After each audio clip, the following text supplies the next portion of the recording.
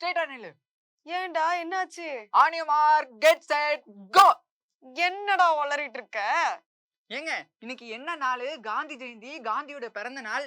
அவர் எப்படி வாழ்ந்தாரு, வளர்ந்தாரு, அதெல்லாம் வந்து மக்களுக்கு நம்ம சொல்ல வேண்டாமா? அதுதானே இன்னைக்கு டாபிக்காவே இருக்கும். அதெல்லாம் சொல்றது ஓகே. அதுக்கு நீ இப்படியா பயன்படுத்துவ? சரி, அவர் வந்து பொறந்தது, வளர்ந்தது எல்லாமே மக்களுக்கு ஆல்ரெடி தெரியும். நம்ம அவங்களுக்கு வந்து ஏதாவது புதுசா சொல்லணும்டா. புதுசாவா? புதுசா ஆமா, நீங்க தான் நெறைய புதுசா சொல்லுவீங்க. சொல்லுங்க. புதுசா என்ன சொல்லலாம்? சரி, மதுரையில காந்தி மியூசியம்னு ஒண்ணு இருக்கு. அத பத்தி பேசுவோமா? ஆமா, காந்தியோட மியூசியம் இருக்குன்னு எனக்கு தெரியும். அது மதுரையில தான் இருக்கா? அட பாவி! இது கூட தெரியாதா? சரி வா, அத பத்தி மக்களுக்கு தெரியப்படுத்தலாம். சரி, சொல்லுங்க.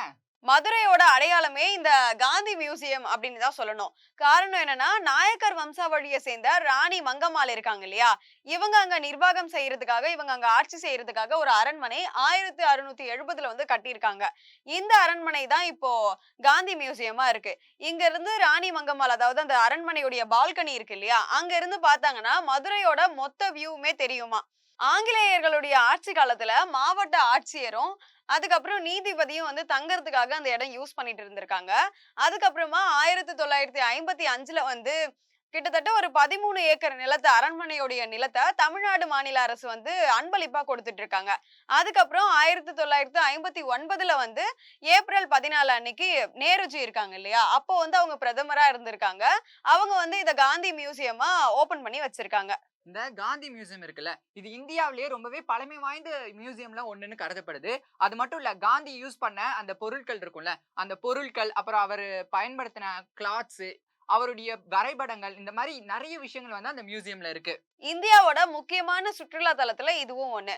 தினமும் ஆயிரக்கணக்கான மக்கள், ஸ்டூடண்ட்ஸ்ன்னு சொல்லிட்டு அங்க வந்து பார்த்துட்டு போயிட்டே தான் இருக்காங்களாம். காந்தி எழுதின லெட்டர்ஸ் எல்லாம் இருக்கும் இல்லையா? அதெல்லாமும் அங்க இன்னும் அப்படியே இருக்குன்னு சொல்றாங்க. கிட்டத்தட்ட 14 பொருட்கள் வந்து அந்த மியூசியம்ல காந்தி பயன்படுத்தின பொருட்கள் வந்து இருக்கிறதா சொல்லப்படுது. முக்கியமா அதுல இருக்கிறதிலேயே ரொம்ப அரிய வகை ஒரு விஷயம்னா என்னன்னா, இந்த காந்தி வந்து சுட்டுக் கொல்லப்பட்டார். அது எல்லாருக்கும் தெரிஞ்ச விஷயம் தான். காந்தியை யார் சுட்டாங்கன்னு பார்த்தோம்னா, நாத்ராம் விநாயகே கோட்சேங்கிறவர் தான் காந்திய சுட்டுக் கொன்றுப்பாரு. அதுக்கு அவருக்கு வந்து மரண தண்டனையுமே குடுத்தாங்க. 1949ல அவருக்கு வந்து தூக்கு தண்டனையுமே குடுக்கப்பட்டுச்சு. சோ அதுக்கப்புறமா அவரு அப்படி சுட்டுக் கொல்லும்போது, அவர் பயன்படுத்திட்டு இருந்த லாஸ்ட்டா காந்தி உபயோகப்படுத்திட்டு இருந்த அந்த துண்டு இருக்குல்ல, அது வந்து ரத்தக்கரப்பட்டு அதையுமே அந்த மியூசியம்ல வந்து இன்னுமே பாதுகாத்து வச்சுட்டு இருக்காங்க.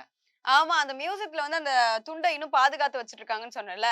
காற்று புகாத ஒரு கண்ணாடி குடுவைக்குள்ள அத வச்சுட்டு, இன்னமும் அத மக்கள் பார்க்கறதுக்காக வச்சிருக்காங்க. கண்டிப்பா அதெல்லாம் நான் கண்டிப்பா ஒரு நாள் போய் பார்க்கணும்னு நெனைக்கிறேன். அந்த மியூசியத்தோட 3வது பகுதியில காந்தி அன்றாட யூஸ் பண்ண சாதனங்கள்ல வந்து 100 சாதனங்கள்ல காட்சிக்காக வச்சிருக்காங்க. முக்கியமா ஹிட்லருக்கு வந்து காந்தி ஒரு லெட்டர் எழுதியிருக்காரு. அவர் சாகுறதுக்கு முன்னாடி. அந்த லெட்டருமே, அதாவது அவர் சாகுற அன்னைக்கு எழுதியிருக்காரு. அந்த லெட்டர் இன்னும் அங்க இருக்கு. இது மட்டும் இல்லாம காந்தி 20 டைம் தமிழ்நாட்டுக்கு வந்திருக்காரு. அதுல 5 டைம் வந்து மதுரைக்கு தான் வந்திருக்காரு. ஆமா. இது மட்டும் இல்ல. இன்னொரு அரிய வகை விஷயமும் இருக்கு. காந்தியுடைய வாழ்க்கைய சொல்ற மாரி, அவருடைய குழந்தை பருவத்துல இருந்து, அவருடைய புகைப்பட சுயசரிதை வந்து அங்க இருக்கிறதா சொல்லப்படுது. இன்னொரு விஷயம் தெரியுமா? பல ஆவண குறும்படங்களுடைய தொகுப்பும் அங்க இருக்கு. இது மட்டும் இல்லாம திறந்தவெளி திரையரங்கு கூட இருக்கு. ஆமா. இவ்ளோ விஷயம் வந்து அந்த காந்தி மியூசியம்ல இருக்குன்னு சொல்லிட்டு, நீ சொன்னதுல எனக்கு சில விஷயம் தெரிஞ்சது. எனக்கும் சில விஷயம் தெரியும். ஆனா பார்த்துட்டு இருக்க உங்களுக்கு எவ்வளவு விஷயம் தெரியும்? நீங்க காந்தி மியூசியம்க்கு போயிருக்கீங்களா? இல்லையாங்கிறத மறக்காம கீழ இருக்க கமெண்ட் பாக்ஸ்ல கமெண்ட் பண்ணுங்க. நம்ம 2 பேரும் வந்து காந்தி ஜெயந்தி வாழ்த்துக்கள் வந்து தெரிவிச்சுக்கலாம். ஹேப்பி காந்தி ஜெயந்தி! ஏங்க, நேத்து நம்ம தலைவர் ரஜினிகாந்துக்கு வந்து உடம்பு சரியில்லாம போச்சு. அப்புறம் இதய வாழ்வுல வந்து அவருக்கு வந்து ஒரு ஸ்டண்ட் புகுத்தி இருக்கிறதா வந்து அப்டேட்லாம் வந்துச்சுல்ல. அதுக்கப்புறமா ஏதாவது அப்டேட் வந்துச்சா? டாக்டர்ஸ் வந்து அத பத்தி பேசியிருக்காங்க. அதாவது இந்த ஸ்டென்ட் இருக்கு இல்லையா? இதோடைய பேர் வந்து எண்டோவாஸ்குலர் ஸ்டென்ட் அப்படின்னு சொல்றாங்க. இது எதனால புகுத்துறாங்க அப்படின்னு பார்த்தோம்னா, இப்ப நம்ம வீட்லலாம் டேங்க் இருக்கும் இல்லையா? டேங்க்ல இருந்து பைப் வழியா தானே நமக்கு குழாய்க்கு தண்ணி வருது. அந்த மாதிரி நம்மளுடைய ஹார்ட்ல இருந்து பிளட் வந்து மத்த பார்ட்ஸ்க்கெல்லாம் போறதுக்கு, சர்க்குலேட் ஆகுறதுக்கு ஒரு பைப் இருக்கும். இந்த பைப்ப வந்து பெருநாடி அப்படின்னு சொல்றாங்க. அயோட்டா. ஆ அதேதான். ஆமா. இந்த அயோட்டா வந்து சில நேரத்துல வந்து வீக்கம் அடைஞ்சிருமா. அதாவது எப்படி இந்த பலூன்லாம் வந்து சில நேரம் வீக்கம் அடையும். அதே மாரி டயர்லாம் வீக்கம் அடையும்ல. அந்த மாரி இந்த அயோட்டா வந்து வீக்கமடைய நெறையவே சான்ஸ் இருக்கு. அப்படி வீக்கம் அடைஞ்சதுன்னா, அது ஒரு வேள வெடிச்சதுன்னா, உயிருக்கே வந்து ஆபத்து ஏற்படும் அப்படிங்கிற மாரி டாக்டர்ஸ்லாம் சொல்றாங்க. இதுக்காக தான் ரஜினிகாந்துக்குமே வந்து அந்த ஸ்டென்ட் வச்சிருக்காங்க. இந்த ஸ்டென்ட் வச்சதால மத்த எல்லா பார்ட்ஸ்க்கும் சீரா பிளட் வந்து போகும்னு சொல்லியிருக்காங்க. இது மட்டும் இல்லாம இதுக்கப்புறம் அந்த வீக்கம் வந்து தானா குறையும் அப்படின்னு சொல்லியிருக்காங்க. ஆமா. இந்த வீக்கம் உடையறத வந்து தவிர்க்கலான்னும் டாக்டர் வந்து சொல்றாங்க. இன்னொரு விஷயம் என்ன சொல்றாங்கன்னா, இந்த மாரி விஷயம் வந்து எதுக்காக வருதுன்னா, 3 காரணங்கள் வந்து சொல்றாங்க. அதாவது ஓவர் பிரஷர் காரணமா இந்த மாரி வீக்கம் அடையலாம். இல்ல வந்து சில பேருக்கு வந்து அயோட்டா வந்து பொறப்பிலேயே வந்து வீக்கா இருக்கும். அதனால கூட இந்த மாரி ஆகலாம். இன்னொரு முக்கிய காரணம் வந்து சிகரெட் வந்து அதிகமா புடிக்கிறவங்களுக்கு இந்த மாரி ஆகலாம்னு சொல்லியிருக்காங்க. சரி, இத பத்தி டாக்டர் சொன்ன வீடியோவ நேரடியா பார்க்கலாம். நமக்கு தெரியும். திரு ரஜினிகாந்த் அவர்களுக்கு இப்ப ஒரு அயோட்டா அப்படில வந்து எண்டோவாஸ்குலர் ஸ்டென்டிங் பண்ணியிருக்காங்கன்னு சொல்லியிருக்காங்க. இந்த அயோட்டானா என்ன? எண்டோவாஸ்குலர் ஸ்டென்டிங்னா என்ன? அயோட்டா அப்படின்னு சொல்றது என்னன்னு கேட்டீங்கன்னா, அதான் பெருந்தமனின்னு தமிழ்ல சொல்லுவாங்க. நார்மலா ஒரு டேங்க்ல இருந்து ஒரு வீட்டுக்கு தண்ணி வரணும்னு சொன்னா, ஒரு பைப் லைன் தேவை. அந்த பைப்பு வழியா தான் அந்த எல்லா தண்ணியும் அந்த வீட்டுக்குள்ள வரும். அதே மாரி தான் நம்மோட உடம்புல உள்ள எல்லா உறுப்புகளுக்கும் ரத்தம் போய் சேரணும் அப்படின்னு சொன்னா, ஒரு பைப்பு தேவை. இருதயத்திலேருந்து அந்த பைப் அந்த உறுப்புக்கு போணும். கிட்னியா இருந்தாலும் சரி, மூளையா இருந்தாலும் சரி, இல்ல நம்ம சுண்டு விரலா இருந்தாலும் சரி, அந்த உறுப்புக்கு போய் ரத்தம் சேரணும்னு சொன்னா, ஒரு பைப் லைன் தேவை. அந்த பைப் லைன் முக்கியமான பைப் லைன் பேரு தான் அயோட்டா. பெருந்தமனின் அப்படின்னு சொல்லுவாங்க தமிழ்ல. அந்த அயோட்டால சில சமயத்துல வீக்கங்கள் உண்டாகும். வீக்கம்னு சொன்னா நம்ம எப்படி சின்ன பலூன் வீங்குற மாரி, அல்லதுனா ஒரு டயர் எப்படி வீங்கும், அது மாரி வீக்கம் உண்டாயிரும். அந்த வீக்கம் உண்டாயிருச்சுன்னு சொன்னா, எப்ப வேணா உடையறதுக்கு சாத்தியங்கள் அதிகம். உடைஞ்சிருச்சுன்னு சொன்னா, சில சமயத்துல நம்ம உயிர் ஆபத்து, உயிர் சேதம் உண்டாயிரும் அந்த மக்கள். ஸோ அதை இம்மீடியட்டாக ட்ரீட்மெண்ட் பண்ணணும், வைத்தியம் பண்ணியாகணும். முன்னாடிலாம் பார்த்தீங்கன்னு சொன்னா, அதுக்கு சர்ஜரி பண்ணணும். ஒரு சில இடத்துல வந்து ஸ்டென்டிங் பண்ணலாம். எண்டோவாஸ்குலர் ஸ்டென்டிங் அப்படின்னு சொல்லுவாங்க. அந்த எண்டோவாஸ்குலர் ஸ்டென்டிங் அப்படின்னு என்னன்னு கேட்டீங்கன்னா, எப்படி உங்களுக்கு ஹார்ட்ல ரத்த குழாயில ஸ்டென்டிங் போடுவீங்க, கேள்விப்பட்டிருப்பீங்க. அதே மாரி தான் இந்த பெரு ரத்த குழாயிலயும் ஒரு ஸ்டென்டிங் போட்டுருவாங்க. அந்த ஸ்டென்டிங் போட்டுட்டோம்னு சொன்னா, அந்த எண்டோவாஸ்குலர் ஸ்டென்டிங் அந்த ஸ்டென்ட் போட்டுட்டோம்னு சொன்னா, அது வழியா ரத்தம் போகும். அந்த ரத்தம் போச்சுன்னு சொன்னா, அந்த வீக்கம், அந்த அன்யூரிசம் உடையறத தவிர்த்து நம்ம அந்த மனிதரை பாதுகாக்கலாம். இது யாருக்கு வரும் அப்படின்றத அடிக்கடி மக்கள் கேட்குறாங்க. இது நெறைய பேத்துக்கு வரும். ஒரு காரணம் எப்படின்னு கேட்டீங்கன்னா, அதிகமான பிரஷர், அதிகமான ரத்த கொதிப்பு இருக்கிறவங்களுக்கு வர வாய்ப்பு உண்டு, கண்ட்ரோல் பண்ணாம. 2வது சிகரெட் அதிகமா குடிக்கிறவங்களுக்கு வர வாய்ப்பு உண்டு. அல்லதுனா பிறவியிலே அவங்களோட இரத்த குழாய், அதாவது அயோட்டா வீக்கா இருக்கும், பலவீனமா இருக்கும். ஒரு சில ஜெனடிக் கண்டிஷனால. அதனாலயும் வரதுக்கு வாய்ப்புகள் உண்டு. ஆமா, கூலி பட ஷூட்டிங்ல இருக்கும்போது தான் இந்த மாதிரி விஷயம்லாம் ரஜினிகாந்த் அவர்களுக்கு வந்து நடந்தது. இப்போ ஷூட்டிங் எந்த நிலைமையில இருக்குன்னே தெரியலையே. அது ஒரு வேளை நின்னுடுச்சா? இல்ல நடக்குமா? எப்படி? அது தெரியல.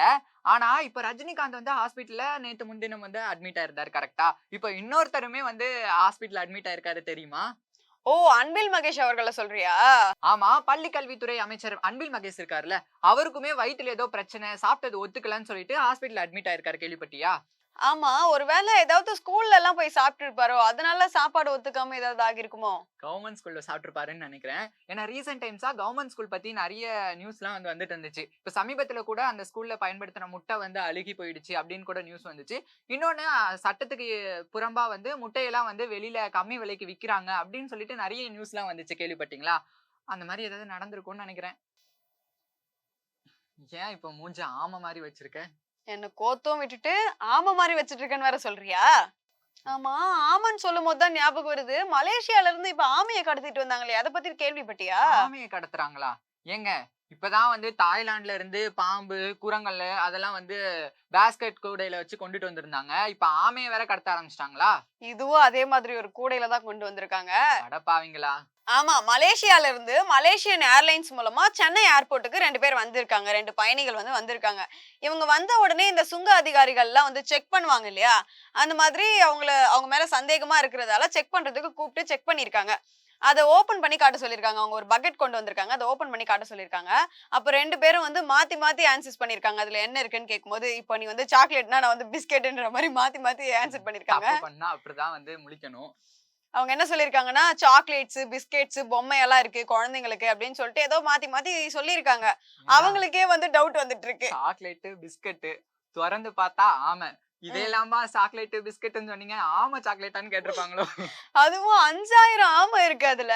5000 ஆமையா? ஒரு கூடைக்குள்ளயா? ஆமா. ஒரு கூடன்னு சொல்ல முடியல. அது கொஞ்சம் பெரிய கூடையா இருந்திருக்கும்னு நெனைக்கிறேன். ஆனா 5000 ஆமை இருந்திருக்கு. அதுல 12 ஆமை செத்து வேற போயிட்டு இருக்கு. ஐய்யய்யோ! ஏங்க மலேசியால இருந்து கடத்திட்டு வந்திருக்காங்க.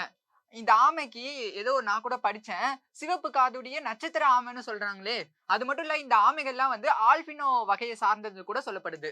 இவங்க அங்க மாட்டிக்கிட்டாங்க இல்லையா? அதுக்கப்புறம் இந்த சுங்க அதிகாரிகள் என்ன பண்ணியிருக்காங்கன்னா, மத்திய வனவிலங்கு பாதுகாப்பு குற்றவியல் அதிகாரிகள்லாம் இருக்காங்கல்ல, அவங்களுக்கு கால் பண்ணி வர சொல்லிட்டு இருக்காங்க. உடனே அவங்களும் வந்துட்டு இருக்காங்க. வந்ததுக்கு அப்புறம் இவங்க கிட்ட தீவிரமா விசாரணை பண்ணதுல அங்க இருந்து கடத்திட்டு வந்திருக்காங்கன்னு தெரிய வந்திருக்கு. இந்த ஆமைகள்லாம் வந்து மேபி இதுக்கெல்லாம் ஏதாவது நோய் இருக்கலாம். இது வந்து உள்ள இந்தியாக்குள்ள அனுமதிச்சா, இங்க உள்ள பறவைகளுக்கும், விலங்குகளுக்கும் வந்து அந்த நோய் வந்து பரவறதுக்கு நெறையவே வாய்ப்பு இருக்குன்னு சொல்லிட்டு தடுத்திருக்காங்க. அத திருப்பி அனுப்பிட்டாங்க. அதாவது இங்க உள்ள வந்ததுக்கு அப்புறம் இந்த மாதிரி நோயெல்லாம் பரவிடும் அப்படின்னு சொல்லிட்டு அத திருப்பி அனுப்பிட்டாங்க. நான் 12 ஆமைகள் வந்து இறந்துருச்சுன்னு சொன்னேன்ல, அதையுமே வந்து நெருப்பு வச்சு எரிச்சிட்டு இருக்காங்க. ஏன்னா அது மூலமாவும் இறந்தது மூலமாவும் ஏதாவது நோயெல்லாம் பரவிடும் அப்படின்னு ஆமா. அதையும் எரிச்சிட்டு இங்க தான் இருக்காங்க. குரங்கம்மை அது இதுன்னு பரவிட்டு இருக்கு. நிப்பா வைரஸ், குரங்கம்மைன்னு சொல்லிட்டு அப்ப ஜாக்கிரதையா தான் இருக்கணும். அந்த மாதிரி புதுசா எதுவும் வந்துடக்கூடாதுன்னு தான் அதையும் எரிச்சிட்டு இருக்காங்க. சரி, அதுக்கப்புறம் என்னாச்சு? அவங்க பறிமுதல் பண்ணாங்க இல்லையா? உயிரோட இருந்த ஆமைகள். இது எல்லாத்தையும் வந்து திரும்பவும் எஸ்டர்டே மார்னிங்கே அவங்க அனுப்பி வச்சுட்டு இருக்காங்க. ஒரு தனியார் விமானம் மூலமா. இப்ப அனுப்புறதுக்கும் செலவாகி இருக்கும் இல்லையா? இத வந்து கடத்திட்டு வந்த அந்த 2 பயணிகள் தான் அதுக்கான செலவு மொத்தமா ஏத்துக்கணும்னு சொல்லி சுங்க அதிகாரிகள் சொல்லியிருக்காங்க. இந்த மாரி கடத்தல் வந்து இப்போ நம்ம தமிழகத்துக்கோ, இல்ல சென்னை ஏர்போர்ட்டுக்கோ வந்து புதுசு கிடையாது. நெறைய விஷயங்கள் வந்து இந்த மாரி நடந்திருக்கு. கிட்டத்தட்ட 2011ல இருந்து இப்ப வரைக்குமே இந்த மாரி கடத்தல் வந்து அடிக்கடி நடந்துகிட்டே இருக்குன்னு தான் சொல்லணும். குறிப்பா அமெரிக்கா, ஆப்பிரிக்கா, சிங்கப்பூர், தாய்லாந்து இந்த மாரி இடத்துல இருந்து வந்து அரிய வகை விலங்குகள வந்து கடத்திட்டு வந்துட்டு இருக்காங்க. சோ இந்த மாரி விஷயங்கள்லாம் எதுக்காக பண்றாங்கன்னு தெரியல. ஆனா நான் ஒரு ஆர்டிக்கல்ல வந்து படிச்சேன். அதுல என்ன சொல்லியிருக்காங்கன்னா, அங்க போறாங்கல்ல, சுற்றி பார்க்க போறாங்கல்ல, சுத்தி பார்க்க போகும்போது ஜூலலாம் இந்த விலங்குகள பார்த்துட்டு, ஏன் நம்ம வீட்லயும் இத வளர்க்கக்கூடாது அப்படின்னு ஆசைப்பட்டு தான் அதெல்லாம் எடுத்துட்டு வரதா வந்து சொல்றாங்க. பிரியா, இதுல கவனிக்க வேண்டிய ஒரு விஷயம் இருக்கு. அதாவது அடுத்தடுத்து இந்த மாரி வந்து கடத்தல்ல வந்து ஈடுபட்டுட்டு தான் இருக்காங்க நெறைய பேரு. நெறைய பேர் மாட்டிக்கவும் செஞ்சிருக்காங்க. இருந்தாலும் என்ன தைரியத்துல இவர் வந்து கடத்திட்டு வர்றாருன்னு தெரியலையே! எனக்கு என்னமோ, இப்போ மாட்டிக்கிட்டவங்களே இத்தன பேரு நம்ம பார்த்துட்டோம். அப்ப மாட்டிக்காம எத்தன பேரு இந்தியாக்குள்ள கடத்தி வச்சிருக்காங்கன்னு தெரியலையே! நீ எல்லாரும் ஏத்தி விடுற மாரி இல்ல தம்பி இருக்கு எனக்கு. ஏங்க, எனக்கு ஒரு டவுட்டு அத கேட்டேன். இது ஒரு தப்பா? அப்படியெல்லாம் இல்ல. அப்படியெல்லாம் கடத்திட்டு வந்தாலே மாட்டிப்பாங்க ஏர்போர்ட்ல. இப்ப அவங்க 2 பேர் மாட்டுனாங்க இல்லையா? இவங்கள வந்து கைது பண்ணி விசாரணை நடத்திட்டு வந்துட்டு இருக்காங்க. சரி, எனக்கு ஒரு ஐடியா. ஐடியாவா? ஆமா. எனக்கும் ரொம்ப நாளா வந்து ஒரு பெட் வளர்க்கணும்னு ஆசையா இருக்கு. ம். இந்த கார்ட்டூன்ஸ்லலாம் வரும்ல, ஸ்கூபிடு நாய். ஆமா. அது எங்க இருக்குன்னு பார்த்து சொல்லுங்களேன். நம்ம போய் கடத்திட்டு வந்துரலாம். அம்மன் ஜல்லிக்கு பிரயோஜனம் இல்ல. அடுத்த கன்டென்ட்க்கு போலாம் வா. அடுத்த கன்டென்ட்டா? ஆல்ரெடி இன்னைக்கு கொஞ்சம் செய்தி, கொஞ்சம் தகவல் நெறையவே பார்த்துட்டோம்னு நெனைக்கிறேன்.